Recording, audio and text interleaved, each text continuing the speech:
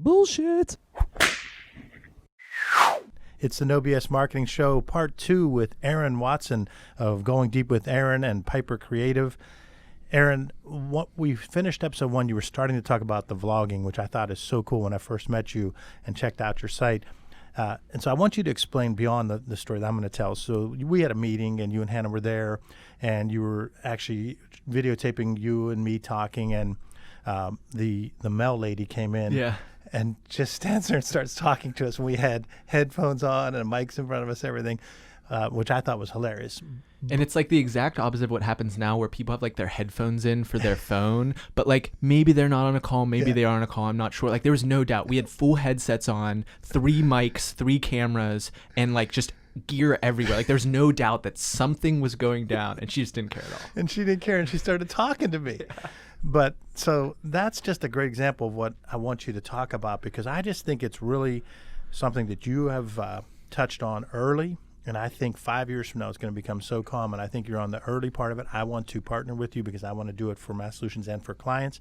Talk about how you started this, because day one, I've watched like 20 of their videos. Like day one is you two like starting out talking at a Panera or something. Exactly. So once again, back as we mentioned in the first episode about being the storytelling creative infrastructure of a business, I think that's eventually going to pervade nearly every single facet of a company, whether that's their marketing, whether that's their engineering, whether it's their sales, their support. You're going to storytell in your entire environment. And so how that manifests itself for us is we have, like I said, a vlog of our company from day one. Hannah and I, like literally, I didn't even actually know she did this. She recorded after I asked her to be my co-founder in her car. Aaron just asked me to be a co-founder. We're sitting on that. So that's actually a hot scoop we haven't shared with anyone before. But like we have all this amazing footage. And when you think about culture, when you think about how does the 100th person that joins your company, how does the 1,257th person that joins your company figure out what the heck is going on? You know, an employee handbook or an orientation is okay. It's a little dry. It's a little played out. And it's really hard outside of sitting down with someone and hearing their story to really understand who they are, where they've been, and what they've gone through, which is what's so attractive about podcasting. But at an even more powerful level, if someone's assessing, should I join that company? Should I work with them? Would I feel comfortable being their client? Would I feel comfortable attending one of their events? What is more engendering of trust than utter transparency, showing exactly where you are and where you stand? We have absolutely no fronting or showing off in our DNA because, like you said, we're at a Panera. We're less than a year old. We're in our 20s. We're figuring it out. We're getting it off the ground. And we have a perspective. We have an idea of what will work. And we have clients that we work with. We can't always share every detail of theirs. But there is no fronting in what we're doing. We're not going to, we've got 32 people in this sweet office. I can't take you there. You can't see it. But like, just trust me. There's absolutely none of that energy. Yeah. And that also attracts the right people to us. I keep coming back to these like A-player ideas, but the folks that get into this idea, that are attracted to it, that see what it is that we're doing, we have a lot of conversations with people who want to do it, and they just don't have the budget for it. They recognize, I wish I could document this journey from the jump. I wish I could have a vlog and have this footage of, I'm starting the new private equity fund. It would be so cool to just like show people what it was like when I was by myself at my desk figuring this stuff out. And what we tell them is like, you don't need to hire us. You have a super powered camera in your phone. Pick it up, put it in front of you, and talk about what you're doing for 47 minutes. Who cares how long? You have it. Throw it in the cloud. It's going to be there. And then maybe down the road, you can edit it down and create this rich cultural narrative of whatever enterprise it is that you're partaking on, whether it's a for-profit or nonprofit enterprise or a movement or a cause. By having this vlog from the jump, we are taking the logical next step in that generation that was raised on reality TV. We were shown The Real World and The Apprentice and Shark Tank and all these insights into what the real world looks like, but it was still to some degree staged. It was still contrived and prepared by a third party to entertain us. We have no third party involved. When we partner with a brand and shoot one of their speeches for a long form video for their account, like there is no third party saying, well, if we actually showed this embarrassing part or this private detail, it would get more clicks, it would get more views, it would get more attention for us. It's your story to tell, and we just provide that infrastructure for it. So I'm phenomenally excited. I could go down 10 different directions with it, but I'm going to throw it back to you. So what I want to say is to tell people that obviously we're from different generations. So even though I'm the no bullshit guy, when I know they're coming to the office, I make sure that I clean up and pick up any garbage and everything. So I'm actually frightened sometimes. Like Hannah walks in, I go, are we on right now? Are we on? Yeah. So that's, I know I'm more of a maverick than my generation, but that's still, we were raised differently. So like there's a nervousness, which I can get past and make fun of. But how do you, your opportunity, as I see it, is your generation, you're going to be great. And as you continue to grow as a company, but in the short term, the next 3 to 5 years, you have to grow with boomers and Gen X being clients. So what's your strategy to try to get someone who, let's say a couple of my clients, I just came from my Vistage meeting, my CEO group, and everyone there's either Gen X, there's a couple boomers. So if you were to say to them, put your own camera out and start talking, put your own phone out and start talking, there would be a lot of discomfort. And I know you've got this great idea of saying, I want to make sure I work with A players who are like me, but there's talented people like in this group that I'm in that could benefit from you or I working with them, but we have to pull them in a little bit. So I understand not wanting to work with someone that doesn't get it, but how are you going to convince that person who's a Gen X or boomer that's uncomfortable, but they probably could become a great client? So what are your thoughts? Right. So there's a little bit of attitude and a little bit of acknowledgement that I just don't think someone who's all the way over there is going to become a client of ours in a month. Like in my experience, That's just not generally how sales works. Correct. However, there's still an immense value in educating the market, getting them ready to be a client. I totally see the value in that. So there's a couple different pieces of advice that I give. And one is really just to try it and not to even set the expectation that you need to publish on something like that.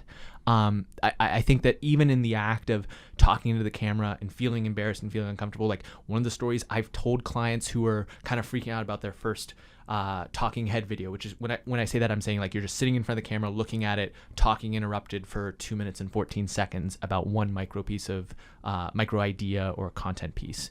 And they get super nervous. And I literally tell the story of when I ran a Kickstarter campaign for my podcast to get new equipment, and my buddy came in and filmed me, and I sweat through my shirt. I so desperately wish I had the footage of that aspect of it, because he ended up destroying everything other than the like decent enough video that we used for the Kickstarter campaign. But how amazing would it be for someone to see where now I speak publicly, I'm on camera all the time, I can do this uninterrupted thing. I mean, Hannah and I talk about it. Hannah is struggling sometimes to get her own talking head videos exactly where she wants it. I so desperately wish I could show her this footage of me less than 3 years ago, stumbling over my words, needing to restart and retry 18 different times. And then you start to recognize that this isn't some God-given talent. It isn't something that some people have and some people don't. It's something that you work. It's something that you train. It's something that you eventually develop into a strength. And it's through repetitions. It's through hard work. The reason that I have an advantage over some of the competition is because of the fact that I self-produced 340 episodes of the podcast. Like, I've listened to every annoying verbal tick that I've ever had 18,000 different times, and you slowly whittle that away. So very similarly, if you're not comfortable with it, well, you need to start with acknowledging that this is where attention is. This is where the world is going. We said in the last episode, I can't tell you the last time I watched a commercial outside of football games. Like, I know that there are beer commercials. I know that there are Ford and Chevy commercials.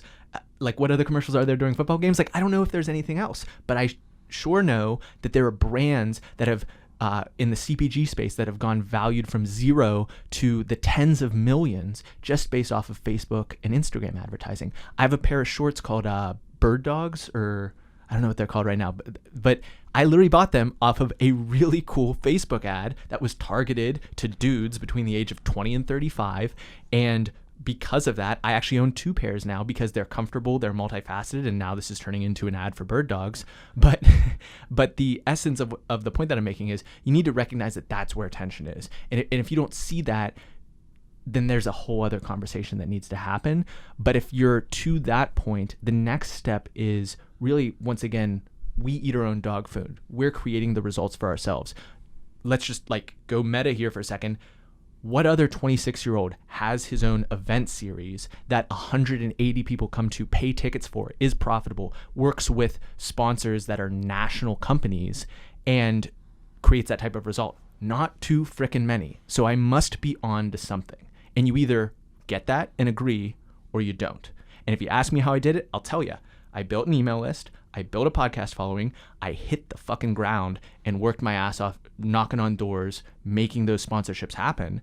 But that is where the attention was. I didn't do it by getting onto TV, getting onto some morning show and schlepping whatever it is that I was selling. I did it in a digital first format, and it worked. It got people there. We have video evidence. We have photographic evidence. Hannah was there taking photos of all the people in the lobby. Like there's certainly a way you could fake that, but we didn't. It's all there, and the proof is in the pudding. There's a lot of no BSers out there that have only known me for about, say, 15 to 20 years, and they know that I'm pretty intense and wired. If you want to know what I was like when I was 26, now you do. Hey. The pace you just spoke with, I was like getting chills. I'm going, oh my gosh, that's how I was. And so like people that know me think I'm intense, but I'm older, so I've less fast energy and so forth. But it's very contagious to hear your enthusiasm. That's what I liked the first time I met you. I like the chances that you take. I like how you're doing it. I think it's a great opportunity for anyone out there that's listening to take the chance and make the leap. Like we talk on this show all the time, is just do it. Or Seth Godin's just ship it, because people obsess over what they wrote or what they produced, or they put off even trying to do it. So I'm just excited to hear how you've done this. I'm excited to hear you talking about you were sweating the first time you did it. I think that's everybody. Yeah. And I think that people that haven't tried it just don't I'm sweating right now. Yeah. People that haven't tried it just don't realize that who cares? You know, it's like go on and do the next. And here's the other magic of the system that we're doing. We're producing content at a scale that like I really can't find or think of anyone else that's our size, that's as young as we are. It's not like we have some multi-million-dollar budget to scale our content marketing.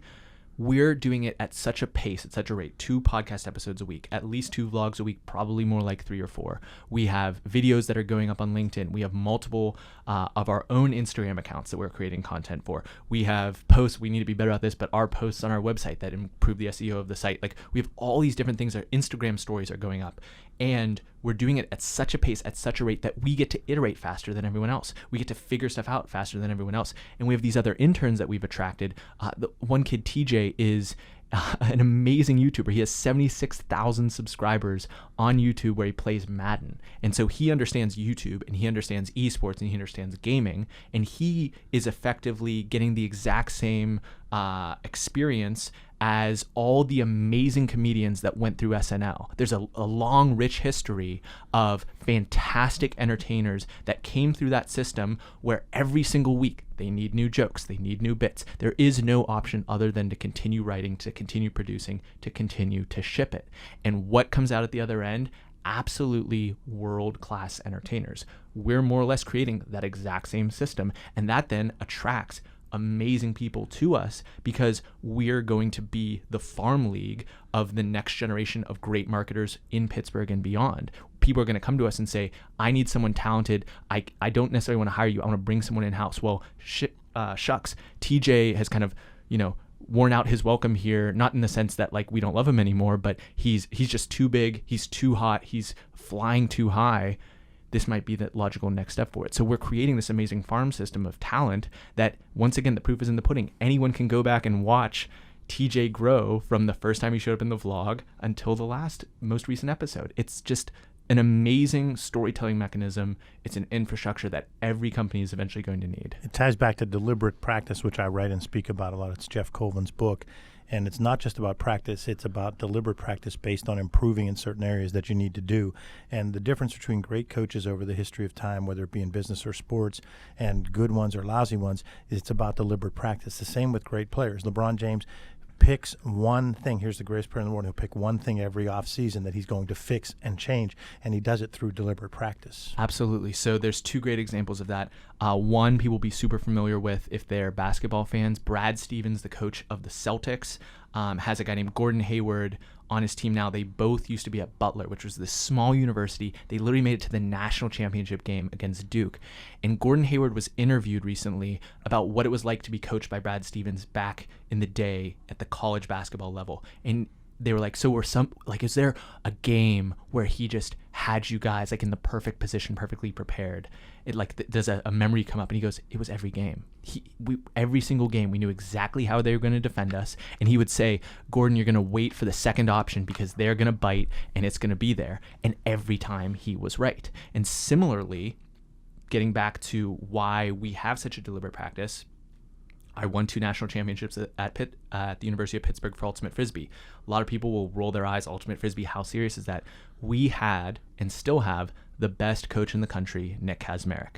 Nick's preparation is simply unparalleled in the sport. So we have, and I will remember this until the day I die, the national semifinals against the University of Oregon. Oregon always beat Pitt. Every time we played them, they'd beat us like 15-13, 15-14. Nail biters, close games. We couldn't get over the hump. And he came in with a scouting report with precisely where the disc was going to go, what their offense was going to do, how they were going to defend us. And he is seared in my memory. They are the heathen horde, and we are 300 from the perfectly organized 300 movie. We have the system, we have the precision to beat them this time. And that's exactly what we did. And we could not have possibly won that game if it hadn't been for the finely toothed comb with which Nick went through their all the footage that we'd collected on them, all their plays, and prepared us perfectly for that. So that type of experience, like you said, transcends sports. It transcends any single arena. And when you come at a problem of how do we get our story out there? How do we attract more great talent? How do we retain talent in our organization? It's not just marketing to the next client, the next customer. It's also marketing to your workforce. One of the biggest costs in business today is employee turnover. Why are they not sticking around? Well, maybe it's because you're not giving them opportunity, and maybe it's because they don't feel heard, but maybe it's also because they got into the wrong environment. They didn't know what they were getting into, and they're looking for something else. Yes. So we have a very clear mechanism. If you join Piper, you're going to be filmed. You're going to listen to this guy rant over and over and over again. You're going to have to work with Hannah, and everyone who comes in has the ability to know exactly what they're getting into. Your decision about working with us in the future, you already know what we're like by watching the video that we've put out there. And that's the beauty of it. Getting back to someone who maybe doesn't buy into this concept, not everyone's going to get it. Not everyone's going to be into it. There's going to be plenty of people in certain industries where it doesn't make sense to show it all. If you're cybersecurity, maybe we shouldn't be filming everything, right? Like there's obvious use cases where it doesn't make sense. And yet the folks that buy into it, the folks that are interested can do their own research. We're going to make it easy for them to do that. And that's going to engender trust, which is the essence of all these great relationships. One of the 8 reasons companies become BS marketers is they neglect a key target market of employees. So I'm glad you just addressed that. And it's about making it a cultural fit. It's about educating them. It's about retention and recruitment. And we do the same thing at Mass Solutions. And what I tell anyone that I interview is I say, you're going to get, I'm intense, I'm emotional, and I'm blunt. So if that doesn't work for you, you're not going to be comfortable here, because I'm not going to be, I'm this thing called a human. So I'm not going to always be completely positive and the greatest perfect leader. I'm going to sometimes be a little short. I'm going to sometimes be a little sarcastic. Those are things that happen to me. I work on it. I try to reduce it, but I'm this thing called a human. If that's going to bug you, just don't even take this job, because what I've learned over being in leadership positions for my entire career, over 2 decades, is that whenever I get someone that's a cultural fit, I help them grow personally and professionally, and they help me grow personally and professionally. But when someone comes in and is expecting it to be this fake thing, then they're not going to work with me. Right. And that's really the essence of calcification, which leads to structures decaying. So if you want to go like super meta, one of my all-time favorite books is Antifragile by Nicholas Nassim Taleb. And he talks about systems that are anti-fragile. What most people think the opposite of fragile is something that is strong or sturdy. And really what that word means is something that just resists disorder. If there's a hurricane, there's certain buildings that can withstand it because they're strong and they're sturdy. What anti-fragile means is systems that actually gain from disorder. When if people watch Game of Thrones, chaos is a ladder. Littlefinger was the essence of an anti-fragile character, because every time there was chaos, he was sifting through the chaos to find his opportunity. And when someone can be direct, when someone can be honest, when someone never has to filter themselves, because on one side of the coin, they have the right intentions, they're kind, they're honest, they're smart enough to be able to deliver value. But on the other side, they just don't waste any of their energy and any of their brain power on hiding a truth because they don't think you can handle it. That is one of the fundamental principles that allows a system to be anti-fragile. And that's why you still are in business and continue to be in business to this day. And that's something that gets engendered when you're filming everything that you do. So you talked about being a little nervous because it's different than what you're used to. And very, very quickly, like the first time we walked out in public and Hannah's following me with a camera and I'm mic'd up with this lavalier mic, like, yeah, it was weird. But very quickly, I've come to completely forget it's there. And then other people like acknowledge it and I'll be like, yeah, it's like not a big deal. It doesn't matter, because I'm so consistent across the board in terms of who I am. I'm a little more hyped up right now. I have a little bit more energy, a little more pep in my step, because I'm performing for these beautiful listeners that are tuning in right now. But all the stuff that I'm saying, I would say again at 11:30 at night in the bar. I would say it at 8 in the morning at the coffee shop. I would say it at noon over lunch. The ideas, the perspective, the philosophy is timeless and anti-fragile, and that is the essence on which we built our company. Aaron Watson is our guest on the No Bullshit Marketing Show. I'm Dave Mastovich. Aaron, on this show, we talk a lot about mentors. So other than family, who is a mentor? And tell me about how they impacted you still through today. Certainly. So 2, I've actually already mentioned Nick Kazmarek and his immense attention to detail, his empathy. Anyone can go see his talk at the Going Deep Summit and learn a little bit more about what he's all about. There's profiles that have been written on him in the Ultimate Frisbee community. The other one, Larry Joya, I also mentioned, co-founded Connection University with me. He is really the one of the biggest purveyors of the ABCD, connection over networking, non-transactional interfacing with people philosophy. It has really impacted me there. He would actually be a great guest for this show. He's the chief of staff for the entire digital strategy team at PwC. He has a kayaking company called Dynamic Paddlers that helps disabled communities get into the water and learn to kayak, which is just, he just lights up if you get him talking about that. And both of those guys have had an immense impact on me, and I feel like I could come to them in any way, shape, or form. But getting back to actually what we talked about at the beginning of podcasting is really, in many ways, I use podcasting as a tool for a form of modular mentorship. I know that there are I really buy into that. You're the average of the 5 people you spend the most time with. So I want to use podcasts. I want to use YouTube to find the coolest, sharpest, smartest, most innovative people and consume their thought process, like a Seth Godin. And I mentioned Tyler Cohen and Russ Roberts before. Like, I want to get a model for how they think about the world and then be able to implement that. And that's actually how I'll do it. Like we had a problem with Piper just in terms of interacting with someone. And, you know, people have the little bracelets, what would Jesus do? WWJD.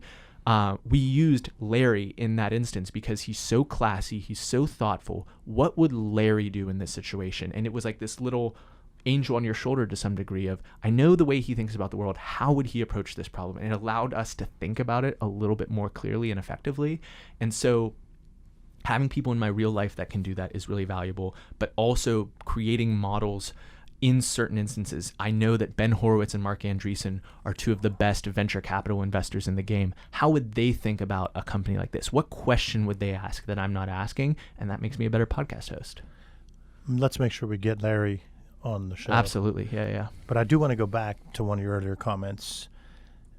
Tell me about the whole Ultimate Frisbee process, and tell me a little bit about when you realize you're pretty good at that and when you realize, hey, I can go play this at a high level, and then just, I don't know anything about it. So walk me through the levels. Is there AAU? Is there high school? All that stuff. So the basics are Ultimate Frisbee is a 7-on-7 field sport, very much on a field similar to a football field with end zones, but the end zones are 20 yards long instead of 10 because the disc floats in the air, so you just need a little more space to throw into.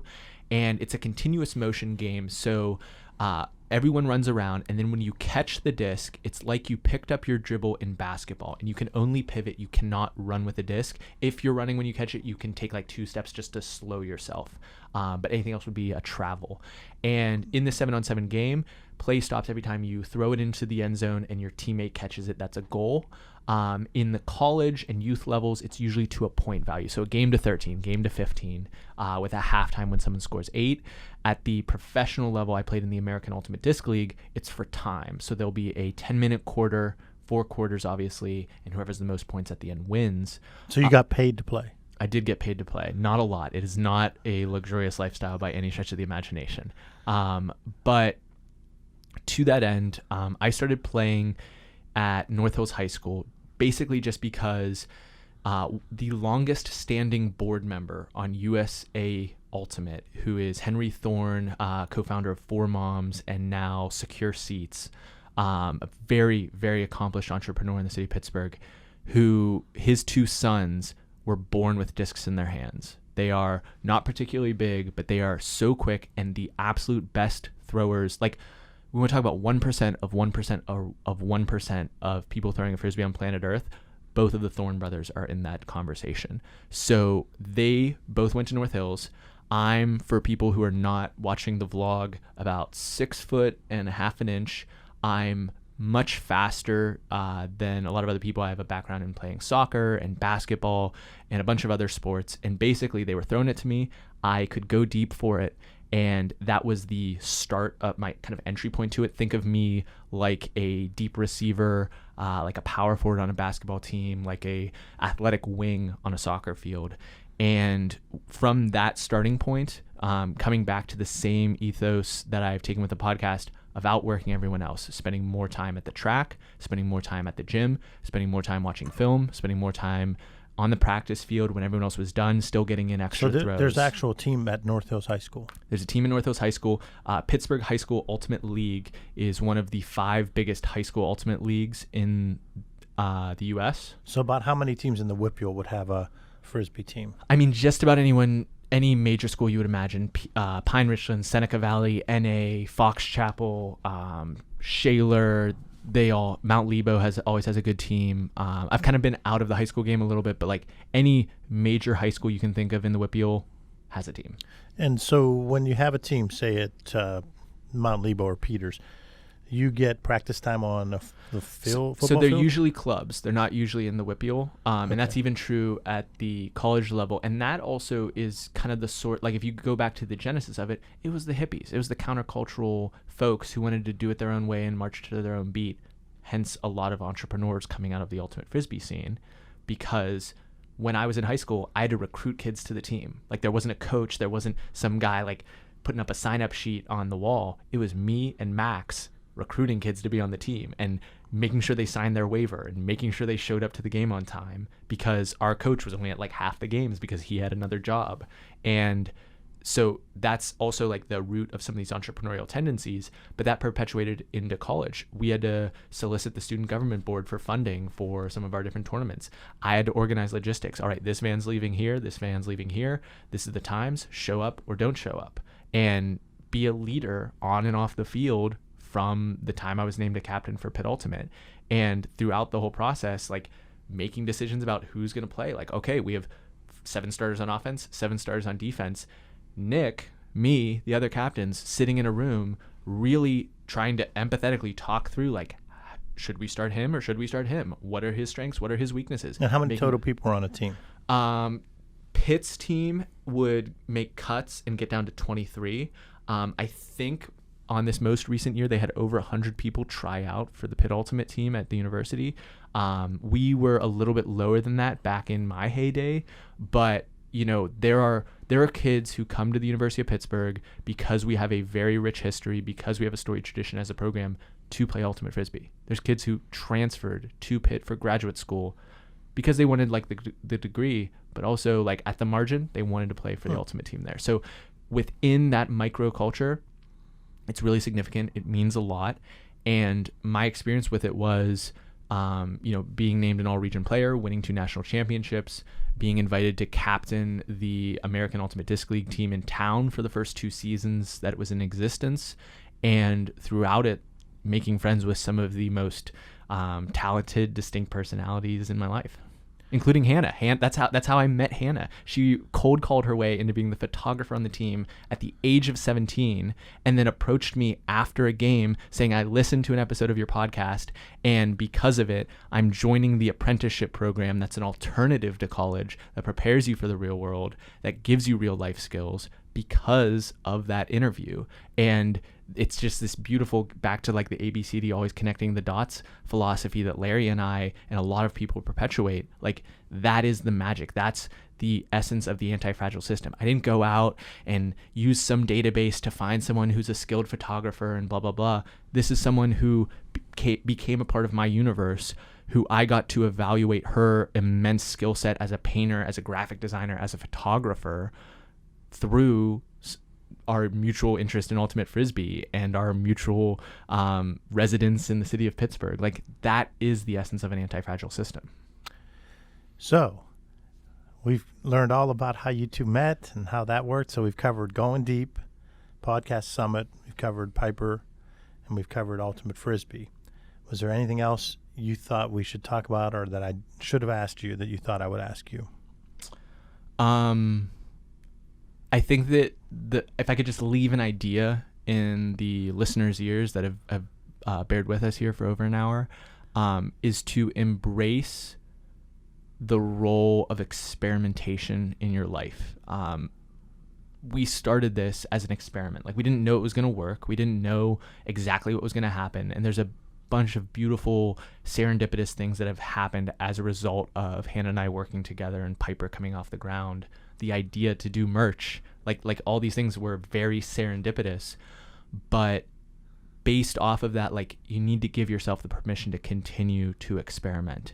LinkedIn is new. I don't know what's up. People are getting leads from it. Like, go run an experiment. We have people on our team that we push to make their first LinkedIn post, and they're like, well, I don't know what the right thing is. I don't know if this will land the right way. It doesn't matter. No, like, I cannot tell you the bad post that friend X made 14 weeks ago. It just literally isn't in my brain, and it's not in anyone's brain. No one has time to keep track of that, and you can always delete it if it's really that, like, not that you would hopefully post something inappropriate, but if you have the right intent, there's an immense value and opportunity to be had in running experiments, whether that's a vlog or whether that's just something you've been wanting to do in your life. So I give you permission today, right now, right here, to go run an experiment. That's Aaron Watson of Piper and Going Deep and Ultimate Frisbee and everything. You were a fantastic guest, inspirational. Really looking forward to working with you as a strategic partner. Hannah, thank you for videotaping this and catching me sweating in our hot new No BS Lair studio. So thanks for being on the No BS Marketing Show. To our listeners, thanks for listening. Remember, ask yourself, what's the big idea, and build your story around the answer. It's all about bold solutions, no BS.